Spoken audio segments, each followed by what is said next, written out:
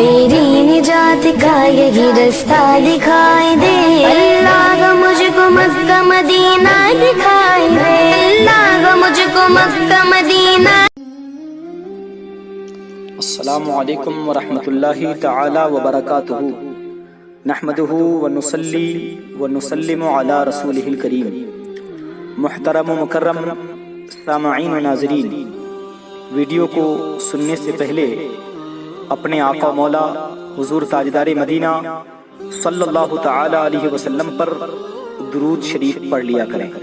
اور ویڈیو کو پورا سنیں تاکہ آپ کو مکمل فائدہ حاصل ہو۔ آج کے اس بیان میں آپ کو یہ بتایا جائے گا کہ حضرت عیسیٰ علیہ السلام پر بسم اللہ شریف کا نزول کس طرح ہوا، اور جو شخص بسم اللہ کو کثرت سے پڑھتا ہے وہ منکر نکیر کے سوالات سے محفوظ ہوگا، بے خوف ہوگا۔ سماعت کریں، حضرت سلیمان علیہ السلام کے بعد اس آیت کو پھر دوبارہ اٹھا لیا گیا، یعنی بسم اللہ شریف کو دوبارہ اٹھا لیا گیا۔ اس کے بعد جب حضرت عیسیٰ علیہ السلام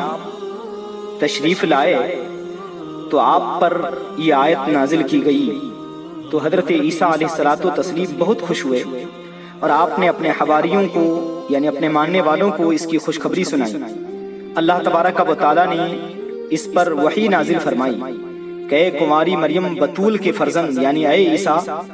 تم جانتے ہو کہ تم پر کون سی آیت نازل کی گئی ہے؟ یہ آیت امان ہے، یعنی یہ فرمان باری بسم اللہ الرحمن الرحیم ہے۔ اس کو تم کھڑے بیٹھے لیٹے آتے جاتے اترتے چڑھتے ہر حال میں کثرت سے یعنی زیادہ سے زیادہ پڑھا کرو، کیونکہ جو شخص اس کا ورد رکھے گا وہ قیامت کے دن اس حال میں اٹھے گا کہ اس کے نام اعمال میں بسم اللہ الرحمن الرحیم 8 درجہ درج ہوگا، اور جو شخص مجھ پر ایمان لانے والا اور میری ربوبیت کا اقرار کرنے والا ہوگا میں اس کو دوزخ سے آزاد کر کے جنت میں داخل کروں گا۔ لہذا بسم اللہ الرحمن الرحیم کو اپنی قرات اور اپنی نماز کے شروع میں پڑھنا چاہیے، کیونکہ جس نے اپنی قرات اور نماز کے شروع میں اسے پڑھا تو جب وہ مرے گا تو اس کو منکر نکیر کا کچھ خوف نہ ہوگا، اس پر موت کی سختی اور قبر کا دباؤ آسان ہو جائے گا، اور میری رحمت اس کے شامل حال ہوگی، اور میں اس کے لیے قبر کو کشادہ اور تا حد نظر روشن کر دوں گا۔ میں اس کو قبر سے اس حال میں نکالوں گا کہ اس کا بدن گورا اور چہرہ ایسا نورانی ہوگا کہ وہ چمکتا ہوگا۔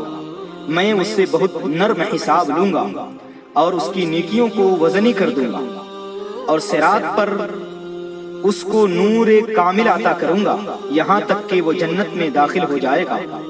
اور میدان حشر میں منادی سے ندا کرواؤں گا کہ وہ شخص سعید ہے یعنی نیک بخت ہے، اور مغفور ہے یعنی اس کے گناہ بخش دیے گئے ہیں۔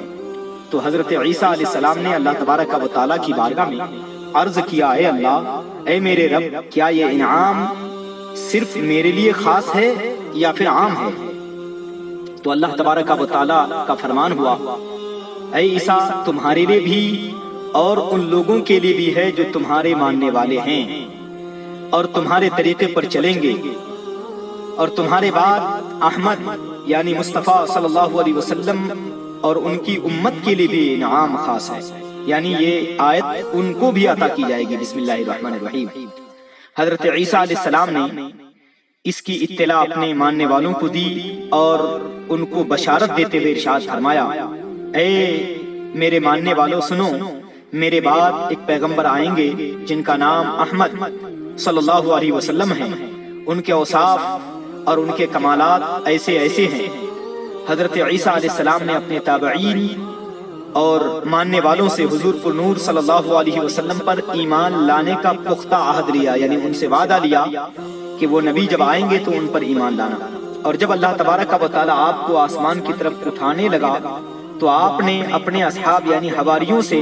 اس عہد کو تازہ کیا، یعنی دوبارہ ان سے کہا کہ نبی آخر الزمان جب آئیں گے تو ان پر ایمان لانا۔ چنانچہ جب تمام حواریین اور آپ کے متبعین گزر گئے، ان کے بعد دوسرے لوگ آئے تو وہ خود بھی گمراہ ہو گئے اور دوسروں کو بھی گمراہ کر دیا، اور دین کو بدل کر ان لوگوں نے دنیا کو اختیار کیا۔ اس وقت یہ آیت امان نصارہ کے سینوں سے اٹھا لی گئی، صرف ان چند لوگوں کے دلوں میں باقی رہ گئی تھی جو انجیل پر ایمان رکھتے تھے، یعنی صاحب اسلام تھے، جیسے حضرت بحیرہ راہب وغیرہ۔ تو اس روایت سے بسم اللہ شریف کی مزید فضیلت ظاہر ہوتی ہے، لہذا اس کو نماز کے شروع میں پڑھا جائے، جب قرآن کریم کی تلاوت ہو تو پڑھا جائے، اس کے بے شمار فوائد آپ کو